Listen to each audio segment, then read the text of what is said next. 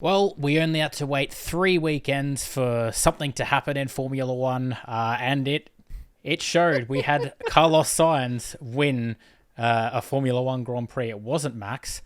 His brakes exploded. We'll get into that, but this was very unexpected. We came into this, especially you. You came into this thing. Well, what's the point? Why don't we just go the normal 1, 2, 3, the Red Bull 1, 2, and then the Ferrari. It was probably behind. the least amount of time we've spent on predictions ever. And ironically, even after all of it from last year and all of that chat, I guess because last year we still had the fight behind and the uncertainty of Checo, but with that in place, we just dismissed it. And yet the race took no time at all to it's not even like it went near the end and it was like, oh my god, we've all fallen asleep and now we've got to wake up. It was right at the start. It couldn't have been absolutely set that excitement sooner. I guess we'll get straight into it. Sainz is the Max streak breaker yet again. It seems to be every time that Max isn't there, Carlos is, and especially like even more impressive. Obviously, his first race back after having his appendix out wasn't like a lot of people coming up to him saying, "Hey, you don't look all that great." Whether or not he was like how he was feeling was like, "Hey, you don't look 100%." And then he pulls out this what ended up being a pretty damn comfortable win. I was gonna say because Max had those brake issues pretty much from the start, but it's hard to say because I don't know. Like Checo didn't seem super competitive throughout the race as well. There were moments, but for the most part, he was not really able to make much of an impact. So, but do you really trust Checo's pace to bring out the full potential of the Red Bull? Would Max have done a lot better? You would think so, but how much better? Ferraris did look quick all weekend, but I mean, all these are sort of what if questions because obviously we couldn't ever see anything like that. But in the end, it was a relatively easy Ferrari 1-2 with Sainz again being the one to take the cake. But I'm curious what you thought, particularly. I think you saw it slightly earlier than I did because I was a bit late to the start, and you were like, "You should start watching now." And I'm like, "Okay." I knew something had happened. I just didn't know how big it was. Yeah. But, I'm curious what your thoughts were when Max obviously had those issues and had to retire, because I was pretty much of the opinion that I thought it was pretty comfortably a Ferrari 1-2. McLaren were actually pretty fast. Like they weren't a million miles away from Ferrari. But yeah, I'm curious what your thoughts were when it all started to kick off. Yeah, there's a few points to unpack there. I suppose, it was a pretty tricky weekend in basically all sessions. We saw quite a few drivers, make mistakes in practice and other series struggling as well with all sorts of things with tyre grip, with wind, with the temperature, etc. And even after qualifying and practice 3 and the qualifying, it was noted that although the Red Bulls look quick, their tyre wear actually looked kind of worse than everyone else's, which changed the trend a bit from, race 1 when everyone thought the Red Bull could do a whole race. Negative. It could actually get better as the race went on. So there was a little bit of going. If this is a high degradation race, then we may see some issues for the Red Bull. And it turned out that as it was getting to the race, the temperature actually spiked higher than it had all weekend and higher than expected. And the Ferraris instantly were like, it's hot and it's going to make it difficult, but we think that divide's going to grow even more. And reality is we didn't really get to see it play out. We'll go into Checo, I think, himself, because he, even towards the start of the race, when you saw him, he kind of was making a move and you thought, well, everyone's looking at the front, but is there a real factor here where he's just going to gun it and he could come through? Is it going to be Checo versus, the McLarens and the Ferraris for it? But partway through that, he kind of just stalled out immediately. And that might have been because of how these tyres were. There's a bit to go into of the race and how it went through. But once kind of, Max went out of it, I guess it was fairly comfortable from the Ferraris. And I guess they did kind of sort it out between each other. There could have been an easy world where Sainz might have dropped off a bit and Leclerc had the bit between his teeth. And then they start fighting and then the McLarens undercut them or, they muck up the strategy. Yeah. But they played it safe. Kind of the two, there's kind of like the two McLarens, 2 Ferraris did pit sort of differently. And it kind of worked out fairly well for everyone. but obviously they took care of their tyres. They didn't have issues themselves, which was good. No major risks or, spins or slides. We did see Piastri have a slide akin to Max having one last year, so it was obviously difficult out there, but full credit to Sainz. There was never, there was one point where the Ferraris came on the radio, the engineers, and they said, if you get close, keep position now. But they didn't really get close enough for that to matter. No. So that was a good thing that it wasn't just, Sainz struggling and Leclerc's like, can I go past? And they're like, no, secure the 1-2. And then you've got that whole conversation, right? And Leclerc going, well, he's leaving. We didn't have to deal with that, thankfully. It was, Sainz that started ahead, and therefore he's the one that ended up finishing ahead. Leclerc stuffed the quali and he didn't get the win. And he got stuck behind Norris for a while at the start, so he wasn't able to challenge right out front. And that was on him for the error he made in quali, where he didn't get those last few laps in while Sainz did. So in the end, you say Sainz did win it. It probably was a little comfortable, but it could have been so easy. One slip, one slide, even mucking up the pass on Verstappen. It could have all gone to heck, right? So full credit. And it's a nice one too for them. You could tell Leclerc was a little bit annoyed because he knows if he just qualified because he's supposed to be the qualifying god, that should have been his. But he still can't help be happy by the team. And that car still looked solid, right? So. It did, yeah. And I think I don't think either. We'll touch briefly on quali, but I don't think either Ferrari really maximized their performance because they were touted to be like. They should have been qualifying at the same pace as the Red Bulls and Max, and sometimes some of them racing faster, right? So where Q2 they set a blinding lap, and then the Q3 lap is slower. They're like the only team that's doing it, and they've done it 2 weekends now in a row. So I don't know what a little interesting there. To be fair, I mean, we saw from free practice 3. I don't know how much was. I guess it probably carried over a little bit to qualifying, but we saw in free practice 3 where they were doing a lot of their quali simulations, and there was a long time where the medium was just faster, like on a flying lap, and like no one could go faster on the soft tire. And everyone was just saying they're just overheating too quickly, like we're just slipping around, the tires are moving too much, and they just couldn't really work out the soft tire. So it was like at that point it was like, oh, is the medium tire the better for qualifying? It didn't end up being the case. They kind of needed those for the race, but I think a lot of them went the hard tires anyway because that seemed to be the best race tire. But it was very, very weird. And I think we have gone a step softer in the tire compounds, so that soft tire we haven't seen here at all before. It is obviously also 2 hours earlier in the day, so that's going to, mean hotter temperatures as well. And as you say, the temperatures just spiked out of nowhere in the race. So they couldn't really predict what the tires would do. But I think just because all their practice was done in cooler temperature and overcast, and so there was a bit of a question to say how bad are these tires going to wear. And we saw drivers boxing super early, and you thought, is there a problem with them? Is this just too early? It was like, no, they're just done.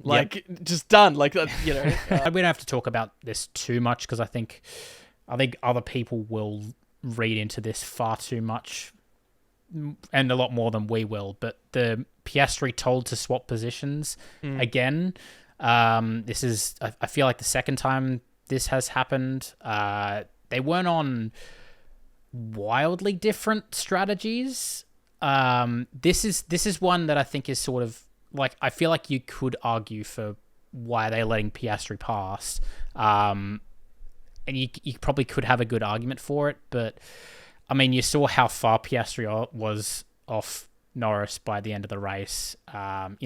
Even disregarding that mistake, I think it was 20 seconds off Norris by the end. It's like they probably made the right decision there. And if you start getting both McLarens battling again, which is they've said in the past they really don't want them to fight each other. I'm curious if you saw that as they're favouring Norris thing, or if you just thought it's just the smart thing to do.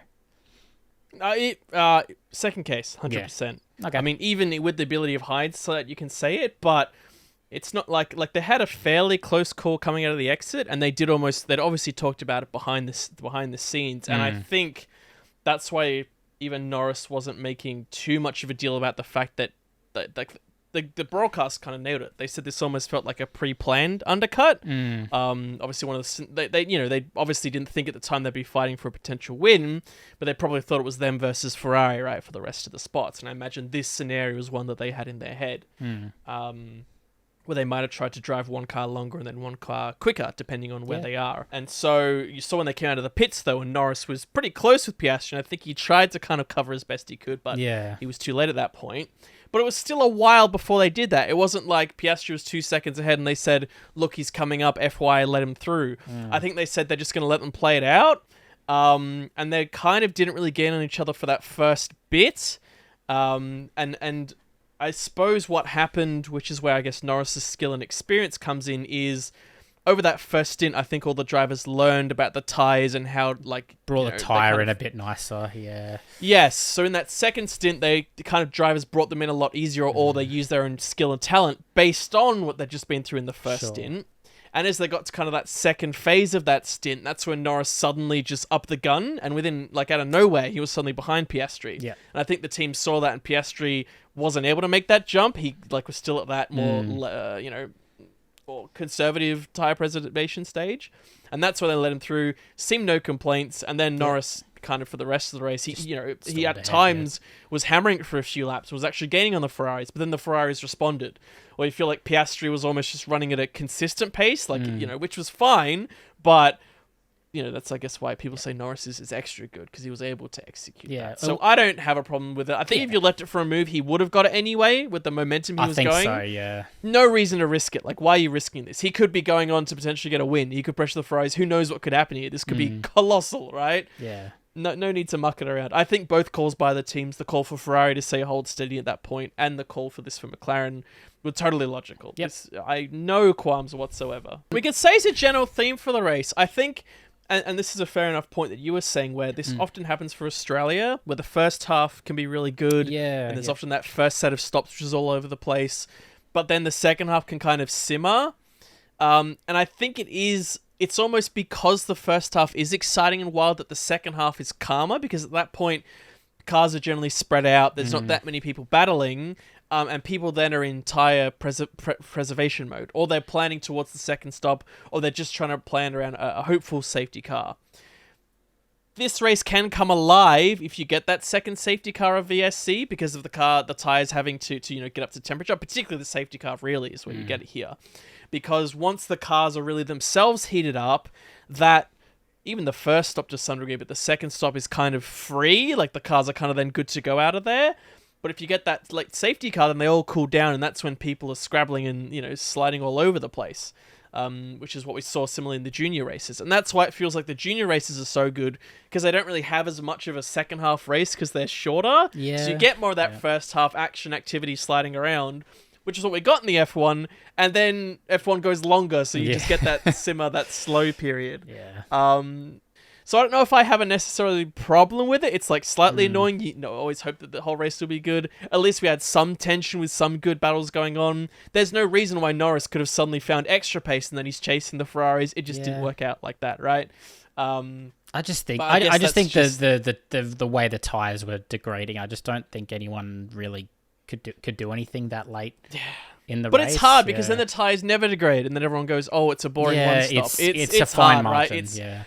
I guess as long as you have variants, each track is a bit different rather than the same. If it's the same story in out, that's when people go, "Can we change it up?" Sure, bit, right? So I just wanted to mention that anyway. I had that thought before when we were talking about the second half. I did actually nod off with a few laps to go, admittedly. I had a big lunch and I was watching the race from bed, which is never a good idea. And it was about 5 laps to go and I started to nod off until I suddenly heard, "Oh my god!" And I went, what happened? There was a car going everywhere and I'm like, oh. Well, I guess let's talk about the Mercedes, because they got a nice double DNF this weekend. It started with Hamilton's engine just dying, just turning off. I don't know if it was even confirmed for the engine. Just something just turned off. Went zero. Entirely. Yep. Yeah. So we'll have to find out. We're recording, a couple of hours after the race has just finished. Yeah. So I guess we'll find out what their investigations show, if it is a power unit thing. And The slightly more interesting one, which we didn't get any info until I think it was about 5 minutes before we started recording, about George's last lap accident. I just initially put it down to, this is George fighting for a position right at the end of the race and crashing on the last lap again in George fashion, as he did at Singapore. Yes. Until they announced that Alonso gets a drive-through penalty, which is retroactively a 20-second penalty post-race, because his telemetry showed some interesting data. I think you've got a little bit more information than I do. You saw the telemetry in the video, and I'll let you take over here because it's. Let me just say, it's of all the drivers I expect to do something like this, Alonso's probably the top of the list. So, but yeah, what's how do you see it? How do you see I'll try keep it brief. You could go down a rabbit hole with this one. You could. So Alonso, look, he was getting hammered by Russell, and almost the fact that Russell was struggling so much to pass that Aston, sets the whole background for the Mercedes. We haven't really touched on it, but of course, the qualifying was a meh. All through the weekend, there was a meh, and this obviously translated in the race. Not just that they weren't anywhere, but that they also had a complete car failure, which is never a good sign, especially in this age of reliability. It used to be the Mercedes never broke down, right? True. But Alonso was basically fighting his heart out ahead of Russell. Now, with about 3 or 4... I don't know actually how many laps to go, but I think we heard with about 3 or 4 laps to go that Alonso was apparently struggling with some sort of acceleration issue. And this will be relevant for the post-accident bit. Right. But essentially, they were coming into that corner on the second last lap for them, it would have been. And leading into it, Alonso basically well before the corner did let off and brake. There was a telemetry that showed that it wasn't just like coasting, he was actually on the brake, like the full brake for a little bit. He was still a fair bit ahead of Russell, so it's not like he closed on him, but it's not like he was right behind him. And then he let off, accelerated a bit, and then broke again to go into the corner. Russell was obviously sizing up to have a massive slingshot to have this the last chance. He probably had all his battery. He was probably going balls to the walls, pushing as hard as he could, which is important here. He probably was going for like a quali kind of move through this corner. Sure. And all through this weekend, we saw mistakes at this corner because this is a hard corner in clean air, let alone in dirty air. So he's suddenly right behind Alonso, who's now on the power, full dirty air in his face, and he's probably suddenly close, and Russell's going, what the hell is going on? And in that moment, tiny bit of luck, spins it, and he hits the wall. Now, you look at it and you go, oh god, he just got too close because his run was so good, and he's binned it. Which technically did happen. Yeah. But how the stewards saw it was Alonso purposefully had no reason to brake there. Even though Alonso had these kind of accelerator issues, and Alonso, he would never need to hit the brake, Yes, and even himself saying he was trying to get a different line, they said there's no way you still brake at that point. There's no way. Like, unless you've seen a bird or something. Like, you ain't doing that. You're lifting off slightly earlier and taking a wider apex or something. You ain't just braking, man. And then getting back on the gas. They're like, you're obviously doing this to try and hold him up to get less of a run through the straight. A la, when I think there was it was either Hamilton and Vettel or Hamilton and Verstappen in Spa when they let off going up Eau Rouge. So this was similar. Now, they saw this very dim, I guess because he didn't just let off a bit, which they may have saw different. He did brake a fair bit. And you should go read it. They actually put a pretty almost like informal statement out of why they put this penalty. It's not written almost like as formal as you'd expect. They probably assumed there'd be a lot of pushback from this, and I think they decided, let's be a little informal and actually explain here what we're doing. And look, as we said, the thing is they saw the intent and they said you shouldn't do this. Now, why it's so harsh is they did actually say a line where they essentially said that this season, the F1 penalty guidelines, including for this breach, have been reset and they've kind of like increased it to a different baseline. So I think in a way they're saying that both the penalty for this kind of action has been increased, and for this year, these type of moves they're coming down harsher on. Right. Imagine just in the light of, like the Verstappen drama slowing down and just drivers being cheeky. I think for this year they've gone, we want, like, it's in a blue moon it was okay, but drivers being cheeky can lead to really bad accidents. And they almost saw this was a perfect example where George was taking too much speed being that close to another car that of course he lost the rear end because the car had no aero. Yep. And he couldn't have known. It's not like even if these cars have can't brake predict. lights. Yeah. If these cars have brake lights, maybe. But then we're going, oh, should we add brake lights? No, we're not adding brake lights to F1. Then you start brake testing people. I know. And then you go, well, you can brake because they can see the lights, you know? So that's why they kind of, I think they're using this as an example to say, we can see what he tried here. It ain't on because it did result in an accident. And maybe a super skilled driver could have saved it or whatever. Yeah. But 9 times out of 10, the car's going off. Because understandably, Russell's on the limit there, and he's not predicting to be that close. The bit afterwards was Alonso, even after that incident and on the cooldown, you can hear his engine like blipping really hard, and he said he really struggled to get the car home. People instantly were saying, that's fake. He's faking it because he's trying to fake that he had an issue. Yeah. But I think you were saying he had the issue. I think he did have some sort of issue. I tried to look for confirmation, but I don't think he really talked about it. Understandably, he probably went to the stewards immediately. The stewards, and it sounds like this has been going on literally up until we started recording. Last couple of hours. So even the team haven't had a chance to confirm it. Yeah, so we'll have to wait. If he was pretending, I think you can prove that pretty easily. Like, you'd see his foot on the throttle going up and down rather than him being max on the foot and the engine going. Yeah. So in a way, he got lucky that this happened if he did have an issue, because it looked pretty dire even when the VSC came out and he was toiling around and he had, like, nothing. It sounds like he would have just been stuffed. So almost this was like a gimme. Yeah. The call to VSC instead of red flag, I know some people are talking about. If you heard Russell on the radio after the accident, he was basically screaming, saying, I'm in the middle of the track, please red flag, please red flag. And people, of course, looked at that going, well, why didn't they? Because they surely VSC'd, but it's the last lap. Doesn't red flag do the same thing? And drivers might know that this is serious and not just like a VSC, let's take advantage of it type deal. I guess so. And like, red flag, like, even if it was, I guess they, I don't know. The thought is, I guess they want them to cross the finish line rather than because red flag leads into the pits, and they think this is the last lap, no one's going to be overtaking anyway. When drivers hear red flag, they know we don't need to bother racing, it's fine. When drivers hear VSC, they just think slow down in that zone and then speed up again. And even if they know it's the last lap, drivers still know they could gain an advantage via VSC by braking as late as possible when it starts, by like moving as close to your delta as you can. You know, that is a part of the VSC. It does keep drivers low, but you see some drivers gain or lose from it. So their brains might have gone, oh, you know, I'm going to focus. What's my delta at? Look up. Oh, there's a car in the road. You know, it could happen. You know, when they're so focused on safety. Obviously, we saw last year. Yeah, and I guess it's slightly different because it is the last lap. But like we saw the Albon crash at that exact same corner again, car and debris all over the track. They red flagged that one, but they didn't red flag this one. So, and this is, I think the problem is the consistency still isn't there for any sort of flags, like, and safety cars, and like they're not doing the same thing for the same incidents. Like, this was arguably a worse incident because I think he was covering like almost the entire road and upside down. And he himself was in a car upside down. Exactly, at least Albon was face up and had most like the side structure. Yeah. So in the unfortunate circumstance someone did hit him, he might be okay. But Russell's half upside down. He's already half hanging out the car. Yep. Someone hits him, that could be catastrophic. Game over. Really bad. Yep. Yeah.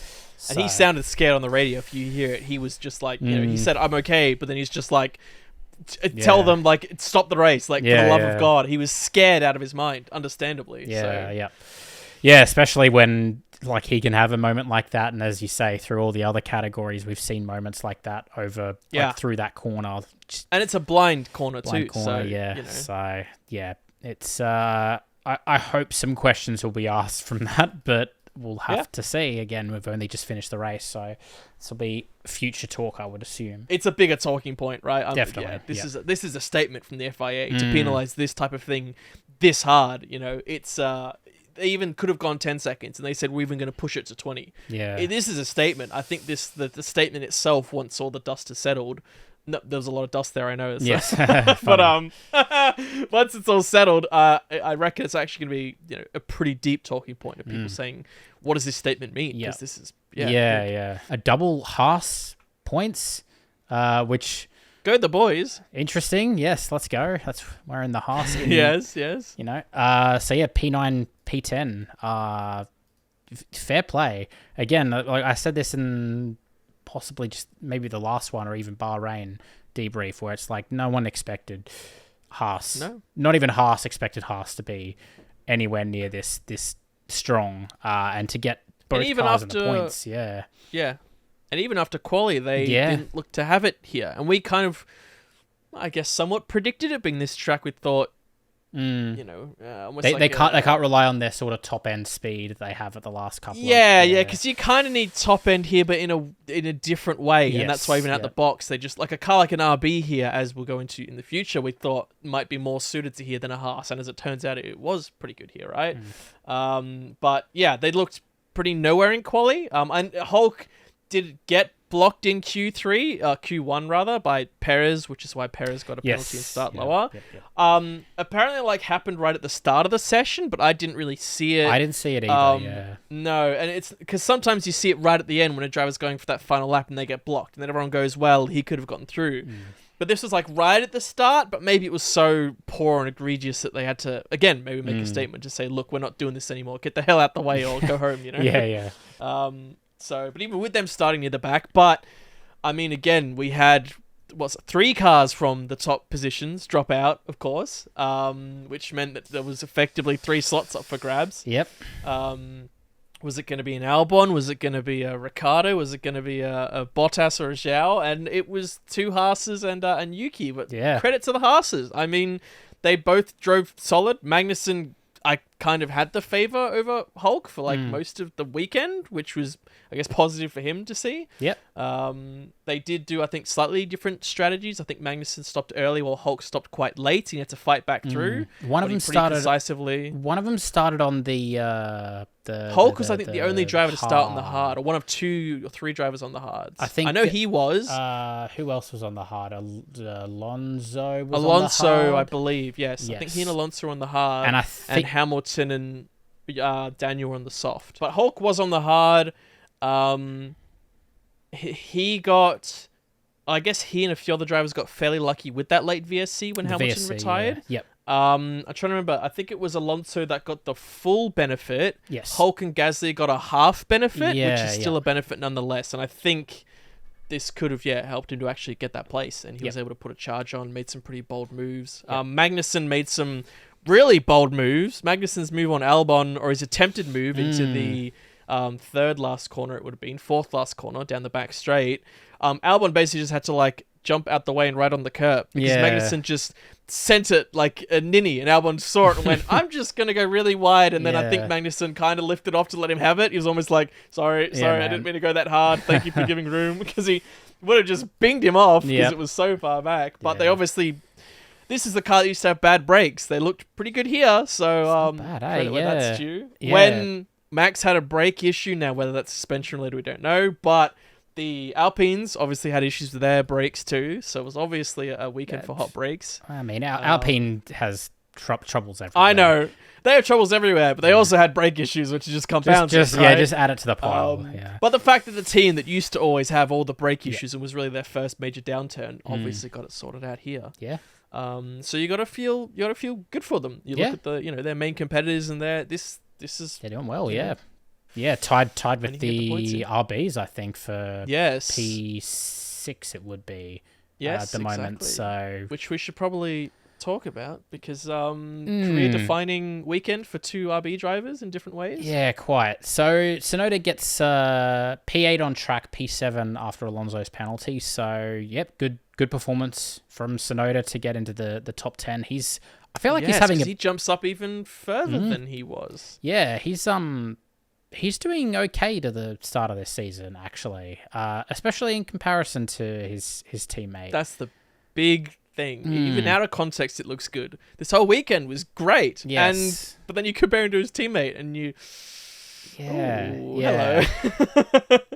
I'll play devil's advocate. Ricciardo, again, he had the pace to make it through Q1, and then had the track limits at turn 4 exit, I think. Pretty egregious. It was pretty far wide, but he had the pace to do it, and then got got bumped out because he went wide. I don't think it's the first time that's happened. I feel like it was Spa or something similar happened last year where he had a time good enough to get out of Q1 and he did track limits again. So yeah, that's a habit you don't really want to get into that much, especially when you have to fight that hard just to get out of Q1. When it's this close as well. And when Tsunoda ended up getting into Q3 and you got knocked out in Q1 because you couldn't keep it inside the track limits. So. Yes, and Tsunoda also, it's not even like he qualified P10. He qualified ahead of both the Astons. Indeed, so yes. That's a statement. Yep, sure is. You were saying in the preview that Ricciardo said he found something. I'm not sure what it was, but it wasn't much pace compared to his teammates. Even his comments afterwards were strange. It was like he didn't just go, like in his interview. I actually checked it out because I was curious. Well, they played it at the track. I was on the track on the Saturday. I guess I haven't mentioned that as well. Oh yeah, But I looked it up afterwards anyway, just to double check on it. Because initially I thought, because like the car was quick enough, obviously, to make Q1. Now Q3. Now everything is closer, but if you know you've got a good car, you don't need to push as hard. That was often the criticism with Checo when he kept just cutting the track. Yes, it was like, you've got a Red Bull. Why are you cutting the track? Just pull it back a bit. Lose the 2/10s and you'll get in. It was partly this, because it's not even like it was a bit off. He just went so wide. It was like you saw it on board and everyone was cheering him on. And I'm like, no, he just went so wide at 4. It was like completely obvious. And even afterwards, the on-site guy was like, yeah, we saw it, but we were kind of hoping to God that they just didn't notice it. Yeah. But it was so obvious. But then even in the cool down, he was saying, like I pushed it my all. That lap was my all, and it was out, and I gave it everything. And I'm like, but Yuki's lap was a 10th.5 better. And Yuki was like, it was an alright lap. And it's like, this was your lap that you're saying was your all, and it was still fairly slower than Yuki's, who was in track limit. I'm like, are you just saying it because you're trying to save grace? Or was this your best lap? In which case, well, Yuki pretty easily beat you there, chum, so I don't know what to tell you. Like, oh God, that's not what you should be saying. No, he really should be saying I left so much out there. Like, if you're gonna like lie, just at least say, nah, like I left a half a second, and it was like, whoa, and then he lost it. It was like, man, you were behind your teammate there.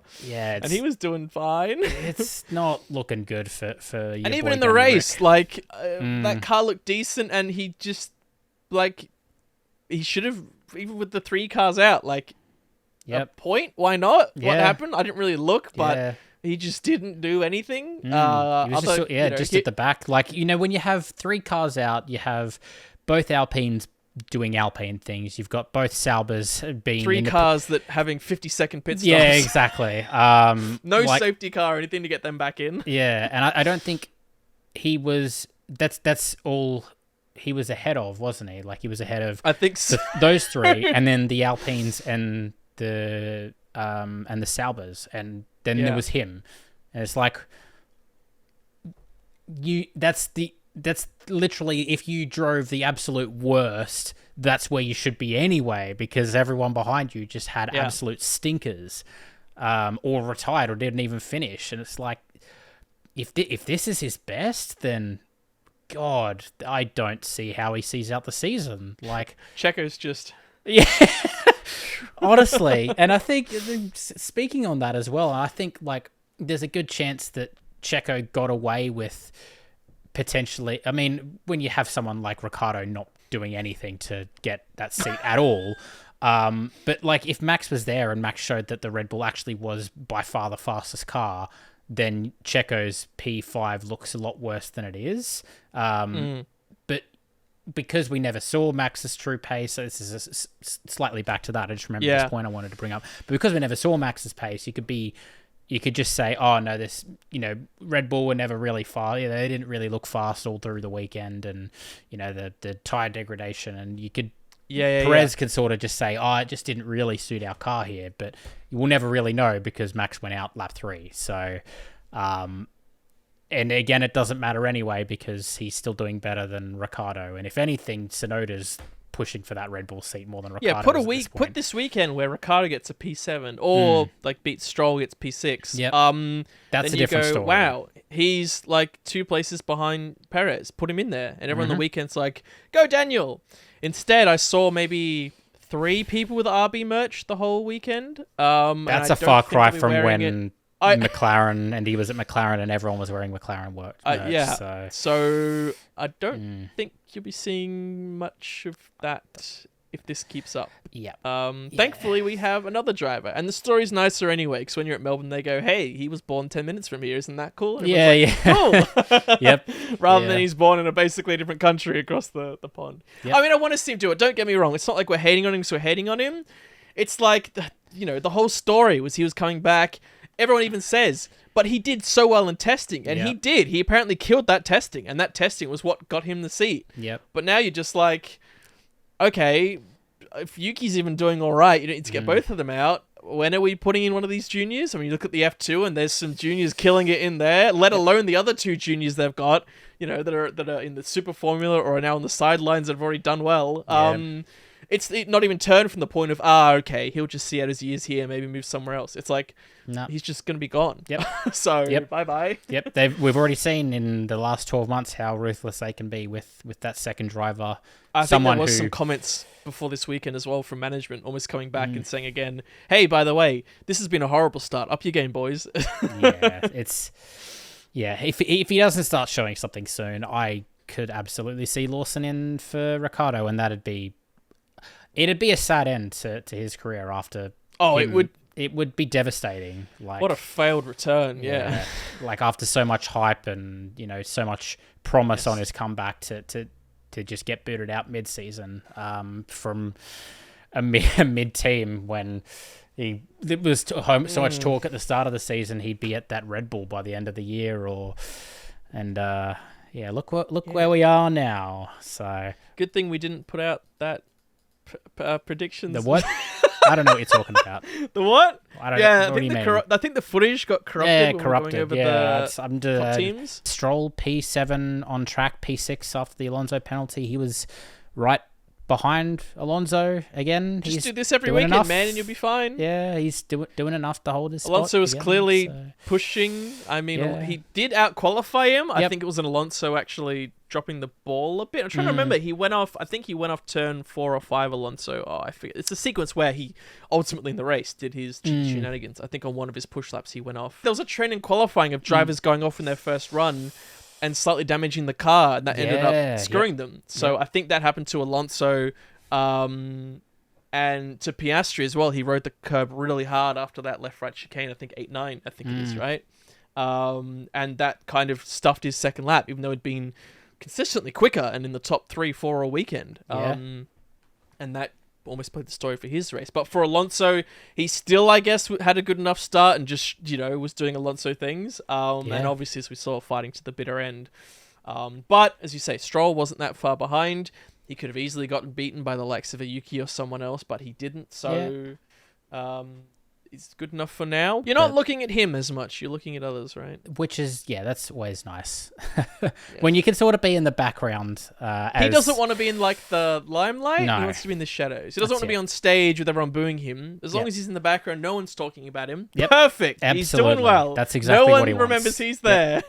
El Primo. I went to look at the standings, and the standings show that there is 4 points between Max and Leclerc at the top. If Leclerc had won, I think there was a very brief chat, a passing comment that if they let Leclerc, that if Leclerc had been let past Sainz to win the race, he would have gone into the lead of the championship. No team would be stupid enough to do that at that stage. No. So I'm glad that was shut down without much further comment. But at the moment, we've got Max on 51 points, Leclerc on 47 points, Perez on 46, and Sainz on 40 points, remembering that he didn't race in Saudi. So this is from 2 races. Sainz has had a pretty unbelievable start to this season. And if... I'm not saying they will be, but we have seen that the Ferrari are very, very strong compared to the Red Bull here. Whether or not they could have challenged Max is a debate you could have. True. But if they're this close and they're this close in terms of points of the championship and Sainz is on this sort of form, who knows what happens going into the European leg of the season as well. Like it offers some hope when they kind of changed their launch strategy, tempered expectations, and almost to say we've brought a very different car this year, where the car's basically not even finished. They've left actually a lot of avenue to grow it, but they're not going to do it now. They're going to use this first bit to learn, to see, and then they're going to pick their final direction. So it's not like they come out, they said, this is it, this is the final thing, and then through the year they just can't upgrade it. A la Aston Martin last year, perfect example, right? Come out of the gates, but then they don't know where their opportunity is. So there's a chance. I guess you look at this Red Bull thing, do you say it's a bad omen? We haven't seen the full debrief. I for some reason I don't know if it was a passing tweet or a comment or in the commentary, where I think they changed a few bits on Max's car semi last minute. They did. I don't think it was anything to do with the brakes. That I think area, it wasn't like engine. a massive pull apart. Yeah. There's still a chance, or when you change anything, you could still knock something and not realize, right? So the fact they had to do something, even if it was irrelevant, could have led to this. It does feel a bit like, at the moment, of course, because it's a once-off, one of just these freak things that happens, right? Yeah, I think so. I think that's all it was. I think I feel like he was like sitting at the P1 spot for a while. He said the formation lap. There was cars that left, and then they had to stop for a while. Yeah. So he what I want to say happened, which is why I think it's just sort of a freak thing. He was saying on his formation lap that the brakes felt completely fine. It was only from pretty much like the start onwards is where that, the brakes just got stuck, basically. Hottest temperatures of the weekend. We know for a fact that they always say when the cars are stationary, those brakes just get really, really hot. Like they need the airflow to cool them down. Yeah. I have a feeling that he was probably just stationary for way too long in too hot temperatures that it's effectively just like melted the brakes together and it's just stuck. And there them could on. have even been an existing minor problem, and that would have just aggravated it to be a lot worse than it potentially could have been. Yeah. So I would say it's just one of those sort of freak things, but the shot of it exploding as he entered the pit lane was pretty because he obviously and probably hit the lucky brakes, it happened there. Not that it looked like anything really shot out, but anywhere else out on the track it could have, like, he was trying to get out the way. I think he was trying to get it home to see if it could be recovered. Now, you could say an argument, hey, you got an issue, pull off straight away, but I don't I haven't seen anyone talking about it. I don't think it was a problem he tried to bring it back, but if that brake could have popped while he was out there and someone was next to him on that side, something could have gone wrong. But fortunately it did. He did, he was going quick for a while, but I think as soon as he felt it was bad, he did pull off quite harsh and try to stick to the side of the track. So I didn't have a problem with that. I think it was fine. Yeah. I think the only we did see a little bit of the, like, whatever material. It was pretty much right before the pit entry. Like, that was the only point. Corner, So you can't really say, oh, you should have stopped there when the pit lane's like right there. Like, I think he did the right thing. And once he hit the brakes to slow down for the pit limiter, then you just saw all this brake dust and whatever else was in there just explode. Boom, and then that's when everything melted. So it's pretty, pretty dramatic what went on. And just that it happened right at the start. Too. Yeah, you just thought, Sainz has made a move. Yep. And we didn't see for a while. You heard this Max saying, "Oh, I lost the car a bit." And you thought, "Oh, is that why Sainz passed?" We didn't see till way later. When it was into T3, where he had kind of a really hard off, and at that point, I think obviously the brake was just not already properly, so he was yep, all over the place for sure. I think the only other note I had for F1 was, of course, we had the Albon story. Yes, seems like it was ages ago now. As we say, cars struggling out there in all categories, including F1. As we say, Albon seems to be a bit of a bogey circuit for him now. Yeah. After he had so much hype with himself in the car last year. I mean, we say now because the year prior, he had that amazing run where he basically no-stopped and got points in the then far worse Williams. Yep. But last year, had the big accident in the middle of the race, and in the practice here, he had a big enough accident where Williams didn't have enough parts to build a whole spare car, and they didn't have the bits that you need. And they made the decision that they wouldn't continue the car. So instead of just running the remaining driver and car, they biffed out Mr. Sargeant and put Albon in there. I will just quickly ask you, Do you think they should have... Not in hindsight, but at the time, of course. Yeah. Were you comfortable with it, or were you like... Comfortable is not the right word. Accepting of it, understood it, or... I understand why they did it. It's, there's, like... This has been... When it came up, there's been a lot of, like, jokes and memes and shit online. Fucking shut the fuck up, seriously. Like... This is a brutal decision that they had to make. Like, I can't imagine how Sargeant's feeling. Like, there's so many thoughts I had when they decided to do this. It's like, I get it from the perspective of, okay, Albon's their best chance of getting a point here. I get that. All of last year, Sargeant was being criticised like he's gonna have to get the boot. You know, he makes too many mistakes. He's not fast enough. And the team were 100% behind him, saying, you know, we see what he's doing behind the scenes, and we believe in him, and you know, we think he's good. And to have something like this, where it's like in his mind, surely he's got to be thinking, the team don't believe I can drive the car fast enough, that they have to give it to my teammate, even though he was the one that made the mistake that crashed the chassis, and they have to take, like, Logan's car because of it. Like, they have to take his car away from him, even though he wasn't the one that made the mistake. That's harsh. And again, I get it. I get why they did it. I agree. Albon was their best chance to get points. But man, it's rough. I just don't know. I don't, like, if this, I think I saw, I don't know whose comment I saw on Twitter, but it was someone's like, if this doesn't show that they don't have any trust in Sargeant's pace, I don't know what will. Because I don't, like, how can Sargeant trust his team anymore? Like, when they do something like that, like, I don't know how that relationship can really continue. It's really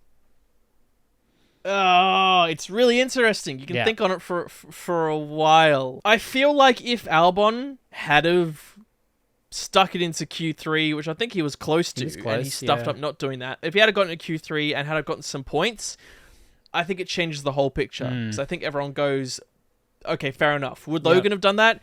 Almost certainly not. He might have beaten both the Haases. That could be insane.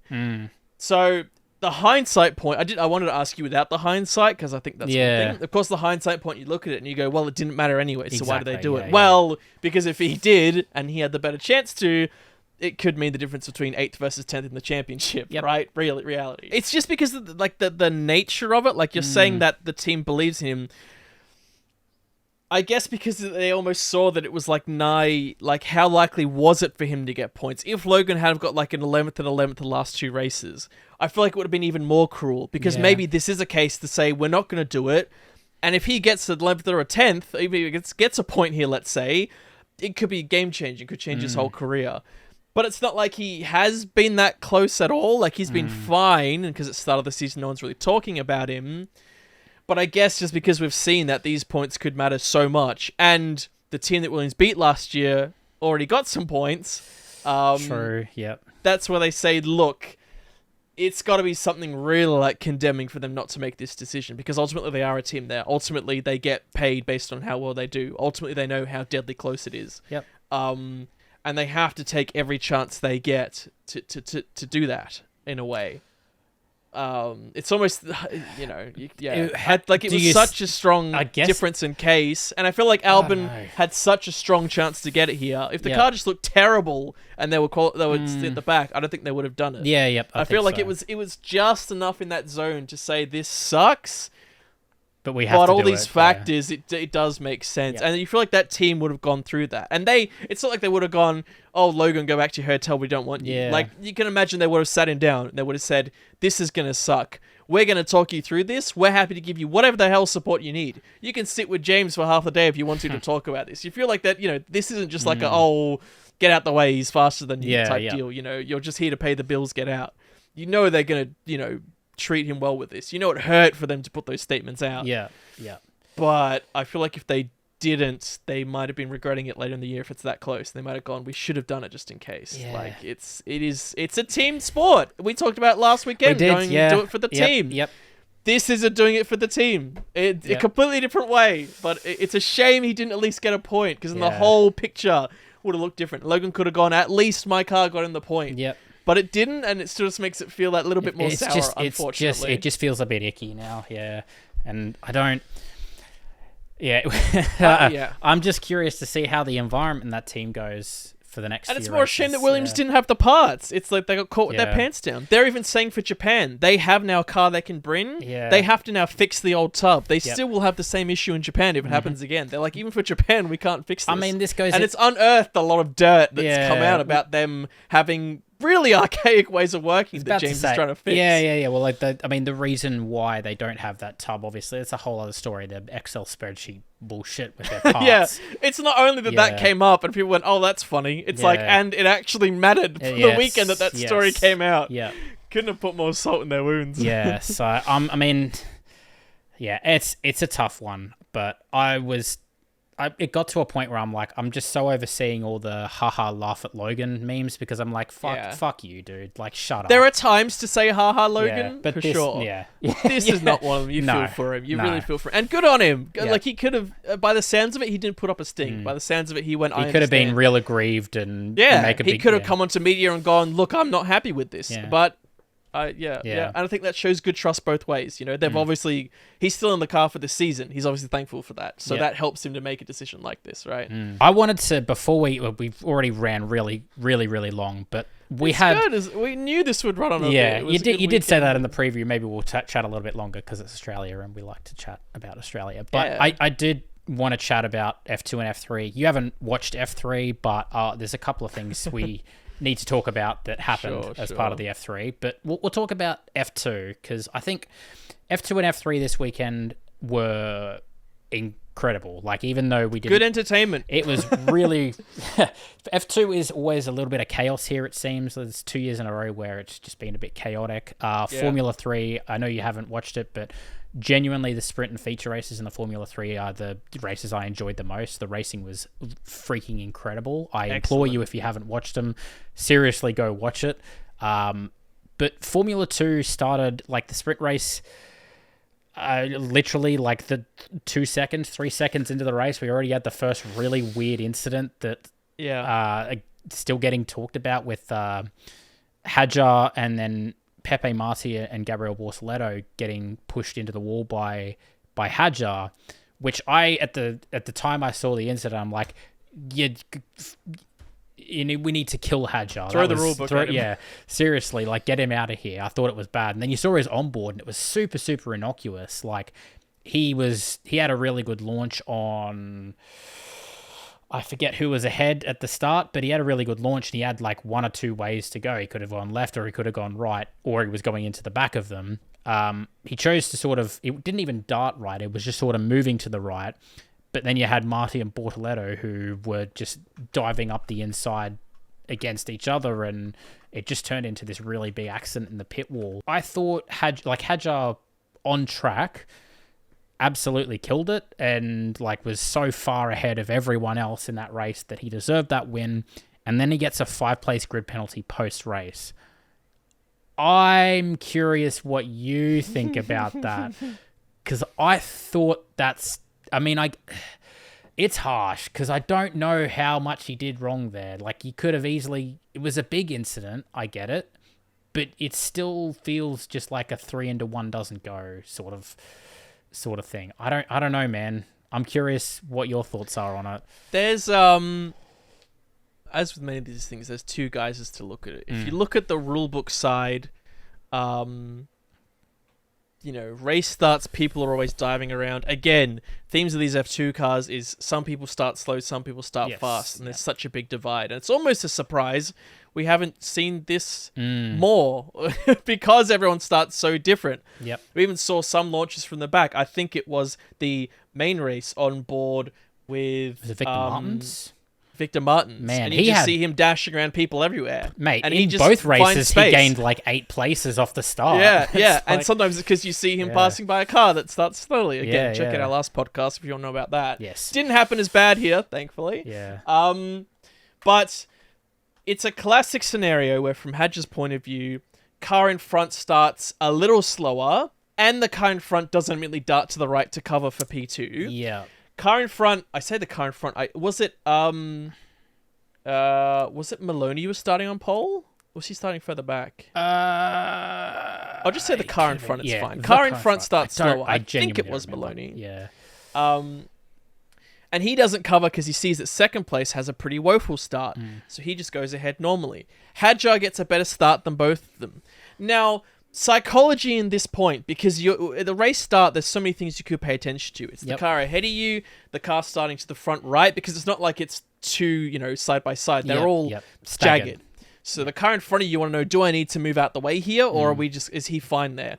And he can see he's starting a little better than the car in front. Can I find a way around him? Yep. Looks to the right, sees that a car is starting really slow. That means that they're not, the one or two aren't coming together. He's not going to go left. Car's moving back and isn't then moving left to guard from him. There's a room there. And you're thinking, the two cars ahead are starting worse than me. I must have had a really good start. So, and that's all you really have time to check. That's it at that point of view. And even, I know this is different, but even in sim racing, you have this. In that instance, that's kind of all you can capture in that quick moment.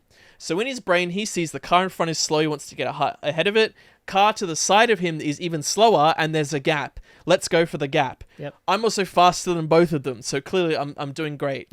Moves across, does not realize that P4 has had an even better start than him. Very unlikely, but P4 has had an absolute blinder.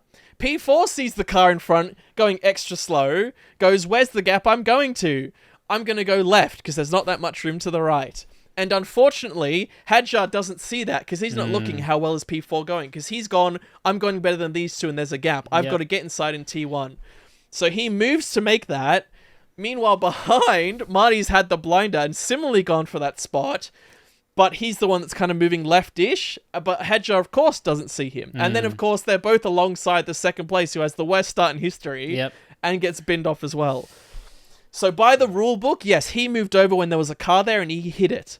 But from a driver point of view, I'm telling you now, no one else would have seen that he was there. They don't have blinkers or indicators, a flashing red light in their helmet going, there's a car there. They don't have the crew chief the going, radar? Car right, they don't still have a there. radar in the middle of the screen. Hold your line. They don't have any of that, right? None of it, as you know. So, of course, he's just going to go for it. But so... the fact he didn't get damaged is a miracle, even from his point of view. It's harsh, and I wish everyone was saying, why did this come out like an hour after the race? If you're going to make this call, obviously you're either making it or you're not. It's not like you're going, this is really tough. It's like, well, I don't think it's actually that tough. You make it or you don't. No. They could have made it in the race. They could have said it's a 5 second afterwards. Maybe he knows he needs to push harder to make out a gap. Now, which he already did. I think it was like...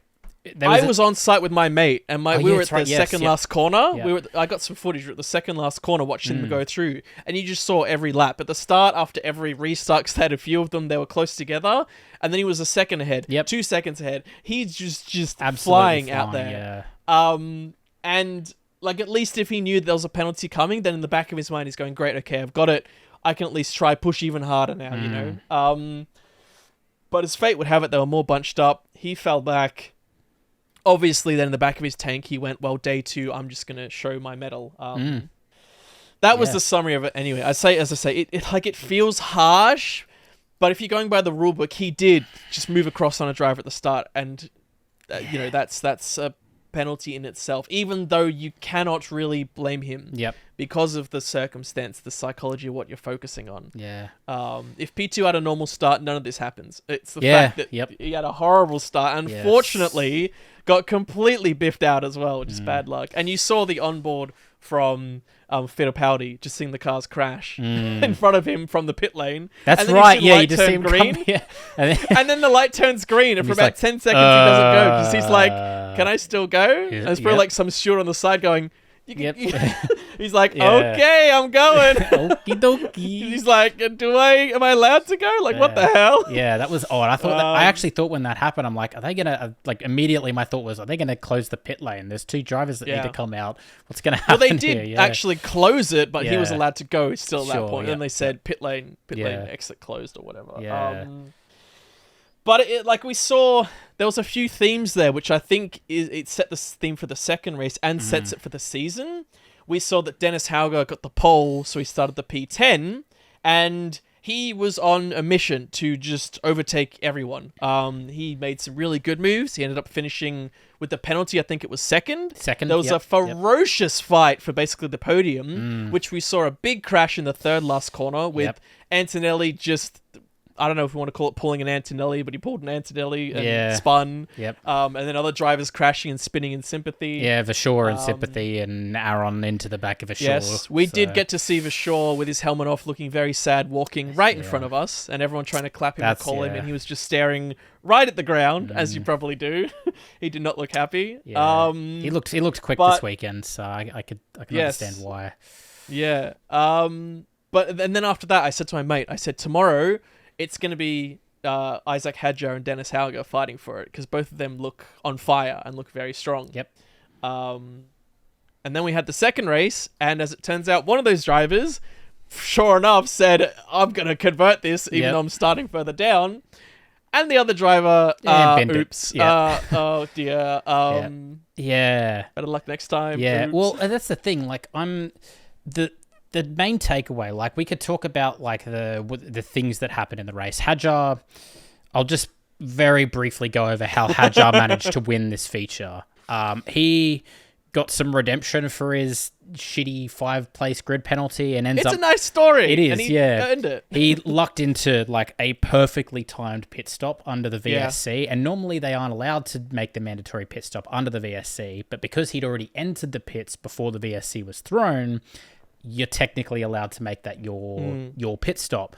So he saved a shitload of time and ended up coming out net race leader, I think P7 at the time. But obviously and he was on fresh there tires, because beforehand there was kind of a split strategy. Yes, yeah. And he wasn't in that net lead to start with, but he was in those fights and he made those few moves early. Yep. And as it turns out, this was crucial because after it came out, he had that clear air. Then that's all he needs, it seems, in this circuit. Yep. So yeah, but like the point that I wanted to make is that just in Formula 2 in general, we're already seeing a thing. We've had three weekends, 6 races. We're starting to see a theme of the drivers that are always consistently sort of in the top 4 or 5 places. Yes. And you're looking at, like, Hadjar is incredibly unlucky with his double DNF at Saudi. He should probably be on a lot more points than he does have. Yes. Because he was looking real rapid at Saudi as well, and then his car let him down with the same issue twice in those races. We've got Maloney, who just looks like on race day, that car is just an absolute monster, and he just always seems to be able to fight, particularly like when tire deg starts to become an issue. He's just able to take advantage of it. He feels like the most consistent, because even this weekend he didn't really shine, and he seemed to have some weird like light offs or mistakes that just like shattered parts of his car, and even then. So even though you look at the standings and he's still quite a bit ahead, even though he wasn't really seen here, but he's that driver that at least was cashing in the points, and therefore the others who are winning are still a fair bit behind him, because in the other times they're crashing or they're out, etc. Right? Yep. So. But yeah, you're seeing like Maloney's always there. Paul Aron, I think, is a bit of a dark horse. I don't think anyone really expected him to be there. Yeah. I got a bit to say on him later, but I'll let you finish. Yeah, okay. Like, he's always kind of there or thereabouts. He's already got like a couple of podiums to his name, 2 or 3 podiums at this point. Still hasn't. And his quite racecraft, it's quite good. Yeah, strong. He sometimes makes like good defensive. He makes safe moves. He made a hell of an aggressive move on Antonelli and somehow didn't get binged for it when he jumped across. So obviously he's got a few. He's not a one-trick pony. He's got a few things up his sleeve, right? Yep. Yeah, sure. Hauger, when he can stop crashing, is definitely... He's actually looking pretty quick this season. He's upped his game a little bit in terms of, like, I guess, his overall strong pace. Strong lap as well. Yeah. And Kushmaini, again, similar story. Like, he was sort of... You could see from last season where he was there or thereabouts. Like, you could see he was quick, but he didn't really show it off consistently enough. And he is sort of more, I feel like, consistently there, at least at the start of this season. He kind of got caught out a little bit with the alternate strategy this time around, which just ended up working against him. But he got past Hauger, who was looking quick all weekend. Initially, like, he got into the lead past Hauger before... You know, the pit stops that they had to make dropped them way back out of the points, I think it was. Which is no easy move. But Yeah, you look at Maloney, Aron, Hauger, Hadjar, and Miney are like the 5 names I just look at. And I'm like, one of them's going to win the championship. You're starting to see a picture here. Yeah. And it's like, I don't think any... I'm looking at all 5 of these. It's like, I didn't see any one of them winning the championship. Not one of them was on my short list. So that's crazy. Which I think is pretty mental. So it is a long season. Definitely. Of course, you can see things change. Yep. But I guess you look at those you didn't talk about. I mean, Ollie Behrman was where? Doing donuts. Good job. I mean, he had some fights here and there, but then I don't know. Of course, everyone's going, it doesn't matter. He's the Ferrari prodigy. It's like, but hold on. What the hell is he doing here? Yeah, it wasn't a strong weekend. Qualifying for him, at 14 or something, whatever it was. Yeah, the only thing he has to his name so far is that he qualified P1 in Saudi. He had a shocker. I mean, Prema, to be fair, had a shocker in Bahrain. He had qualified P1 in Saudi, and then obviously didn't race because he was in the Ferrari. And then this weekend he didn't really do much either. So now it may just be because off the back of that, maybe he was still preparing in case he needs to be here for Australia. Maybe. Who knows, right? But still, you'd expect from the Ferrari prodigy he'd be able to jump back in and just kill it immediately, and then he didn't. And Antonelli, who has jumped from Fraker to F2, outperformed him in the same car. Yes. But Antonelli's an interesting one because I think we're starting to see, and particularly in quali here, where his one lap and his general race pace, just raw race pace, is strong. Like we saw him in both races fighting neck and tail at the first half of the race. Yep. Tyre management. It then seems he doesn't know how to manage his tyres. Because in every race I've seen so far, that's probably even why he spun, because his tyres were on fire because he was fighting so hard. He took the outside line and he's off. I think we saw it in Bahrain where he was doing all right climbing up and then he just thundered backwards when we saw those other drivers like Maloney good at their tyres surge forwards. And here in both races, you just saw it where he was fighting really aggressively, made some beautiful moves, and then his tyres are just gone to the wind while those other drivers can take care of them overall and see that bigger picture. So, look, he's very new to this level of racing. He's still young. There's no reason he can't learn it. I remember Mick Schumacher having a similar issue with this, right? Yep. And I think they were even saying Piastri in the first half of the season, he was sort of using it to get used to the car, and then the second half he just absolutely ran away with it. So, I mean... But it was good to see the raw pace there. He nearly got pole. That fight for pole was brutal. Yeah. With a lot of cars making mistakes, accidents, crashes in the dirt. So, obviously he's got that raw pace. So, it shows he's learning. He's coming far. Interesting to see. It feels like it might be a second season type deal where he'll then come and shine, right? But we've got to see. There are a lot of races here. It is a big season for F2, so who knows? Yeah. But I did want to just touch on Paul Aron, because a bit of a dark horse. I looked up his history because I wasn't sure. There's a few interesting notes. He's always done well, but he's never outright won a series in his junior career. He's always had mostly thirds, but some seconds.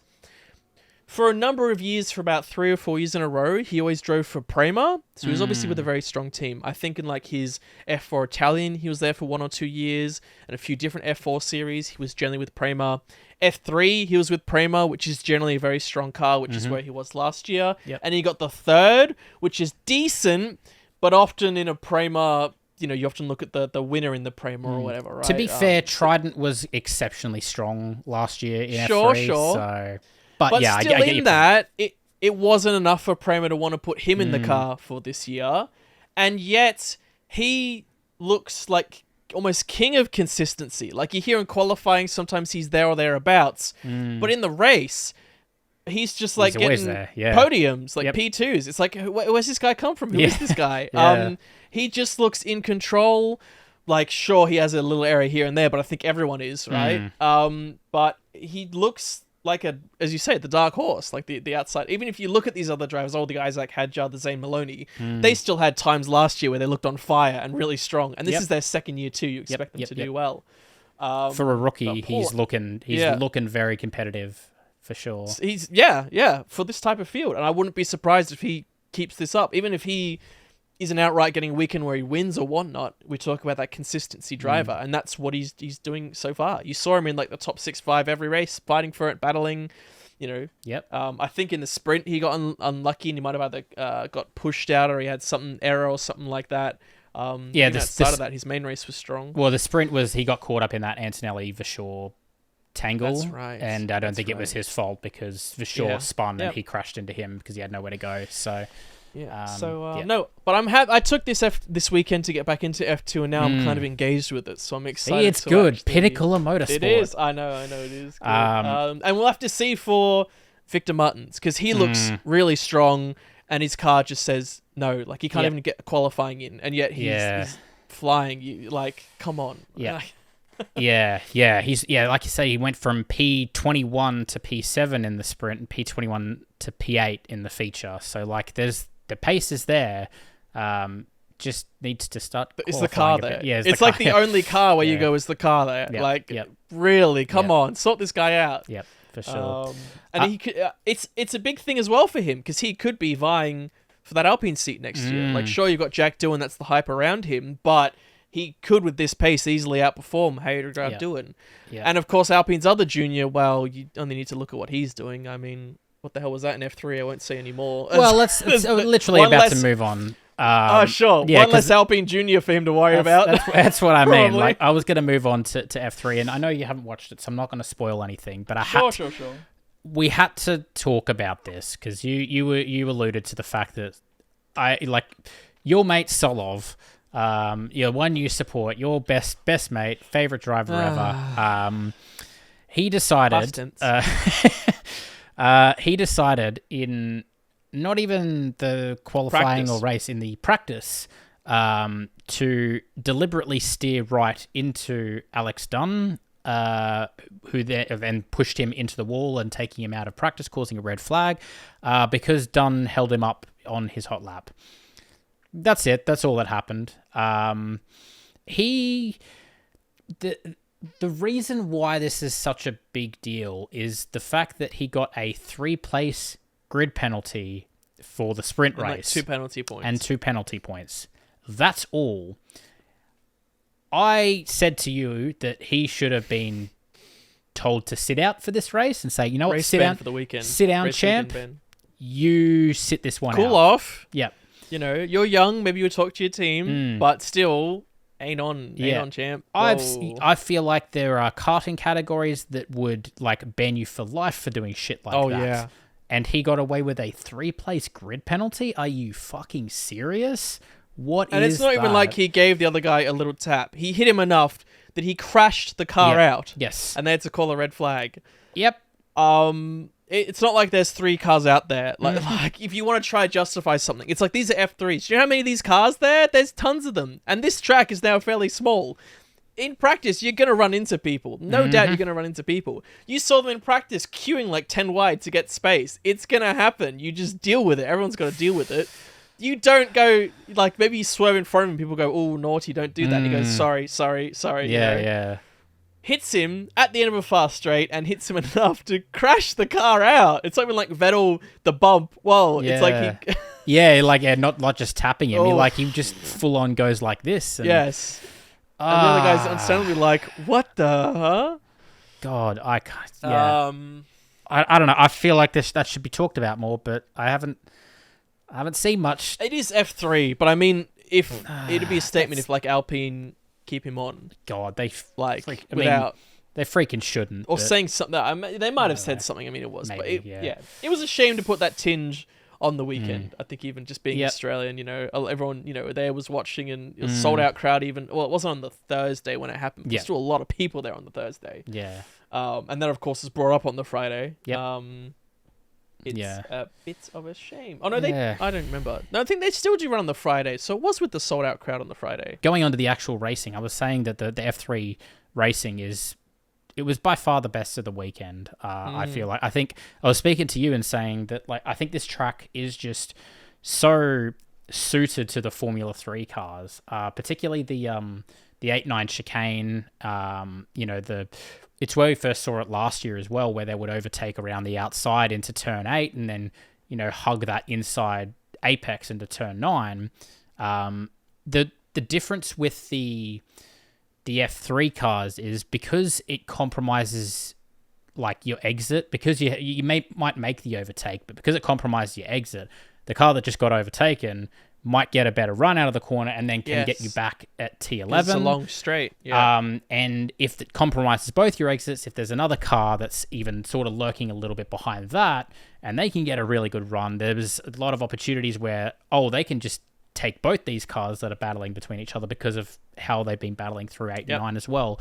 And we saw it a little bit in Formula 2 and a little bit in Formula 1, but like in Formula 3, it highlights it really well. It was just way better. Some smaller cars here just race well. Like they widened, especially widening T11 for all series has been such a good idea. I've seen sometimes get 3 wide down there. Great decision. Yep. It just opens up extra passing opportunities, and in addition to the fact of everything you just talked about.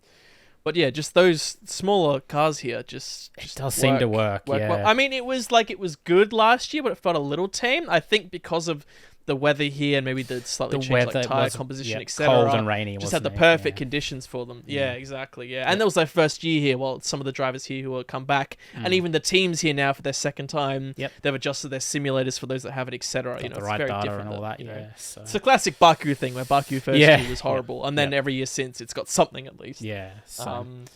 So no, but I'm keen to check those out. It was good. Like I remember watching the sprint race and thinking, like, even the commentators were like, they just can't keep up with all the stuff that's happening because it was just every corner there was something happening and there were multiple moves happening all the way through the field, and it was unbelievable racing. It was really, really cool to watch. And then in the feature race there was I won't spoil, but there was like the top 4 battle like out in front was really, really good. They'd sort of broken away from the rest of the pack, but that battle was really tense as well in the feature race. Small cars just race better. You see when these Mazdas pop up in America, have amazing races.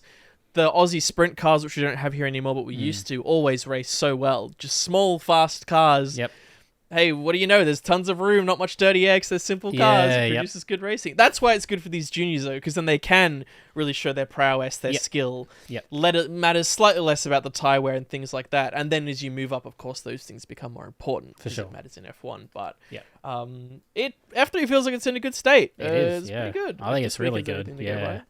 I know other series had some drama too. Not to go too much in it, there was I didn't read too much about a fair bit of controversy for the V8's race 3. It would have been. There was quite a spicy battle for the lead going on. I see. And in the second last corner, I won't use names partly because I don't remember the men because it's not really important. You basically had first, second, third. Yeah. And first place was struggling. About halfway through the lap, first and second had changed places.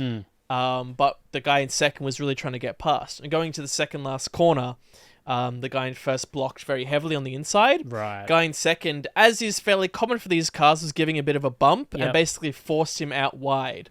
Wider than he wanted. And then he had the guy in third, then right behind him, pressuring him with the guy in second, then on the inside. So you can imagine this track, you've got a long right-hander. Especially in these cars, you want to be as far left as you can, so you can then turn in and get a good run. Guy in first had just been bumped, basically pushed out of his line, not having it. So he comes across to the left of the wall and basically wants more track space, wants too much track space, hits the car behind, unsettles both cars into the wall, up on the wall.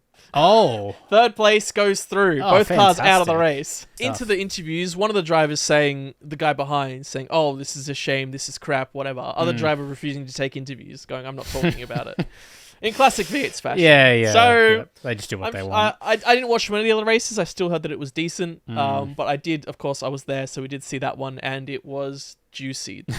You should look up the clip. Or maybe I'll have to look it up. Yeah. Chaos in the Porsche's race 3. There was like an 8-car pile up in turn 1, so that was good. Unbelievable. Chaos in every series. I know. Every single series. But now it's weird because we look ahead to Japan. Yeah, Japan. What? Yeah. What time of year is it? Yeah, I know. Very strange. So I think we have 2 weeks until Japan. Yeah, because we've got Easter coming up this weekend, so it'll be the weekend after. But so a week after we're in Japan, and that'll be. We're not going to go into it now, but still, it's an interesting one because we're not used to going here at this time of year. Yeah, it will be interesting because it is a track that normally they go when they've fully understand their cars and they're fully upgraded, and it might be a little bit different. It's clinched the season the last 2 years as well, right? Yes, so... yeah, very true. Yeah, so different time of year, so different weather, different temperatures, all this as all well. Sorts. So at an already wacky track. Yeah, but we'll get into that in our preview. Oh yeah, but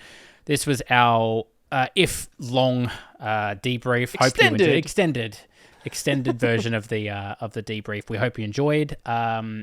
It was a good weekend, I think, given how, I won't say boring, but how, let's say, mid the first two races were. It was nice to have something a little bit different this time around. So I guess we can hope for Japan next time out to be just as exciting. So, but yeah, thank you everyone for watching. Like I said, subscribe if you're new. If you've made it this far, leave us a like, leave us a comment. Let us know what you thought about any of the categories that we're racing.